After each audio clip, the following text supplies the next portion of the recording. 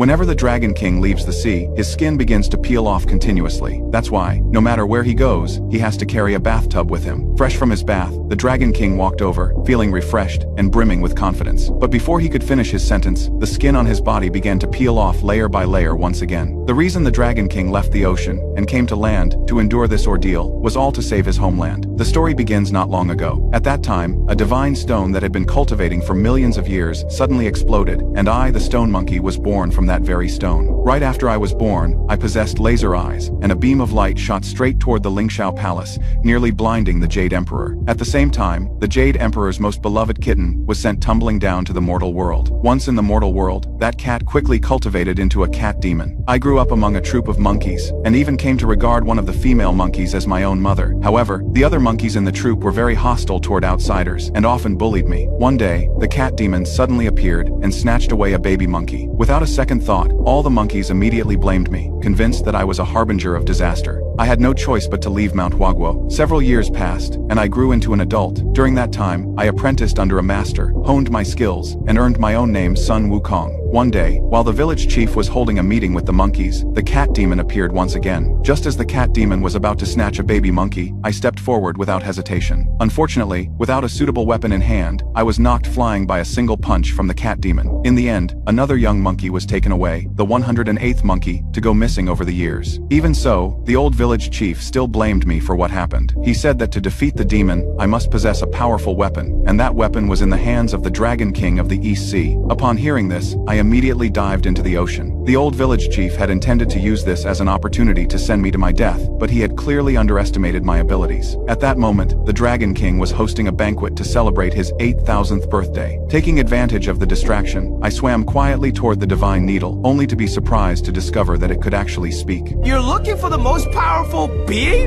No way! I'm actually on a quest for the ultimate weapon! What are the odds, man? There's gotta be some way we can help each other. If you were just a little smaller, maybe I could...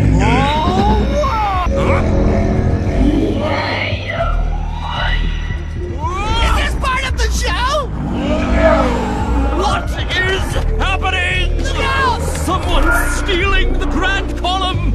Is that a monkey? After obtaining the Ruyi Golden Cudgel, I rushed back to Mount Huaguo without delay. With the power of the Golden Cudgel, I didn't even need to lift a finger. The cat demon was effortlessly vanquished in an instant. After defeating the cat demon, the monkeys unanimously acclaimed me as the king of the mountain. But the old village chief alone still refused to accept it. He said that to truly become the leader of Flowerfruit Mountain, I must defeat 100 demons. Well then, I'll show him what I'm made of. I immediately headed down the mountain in search of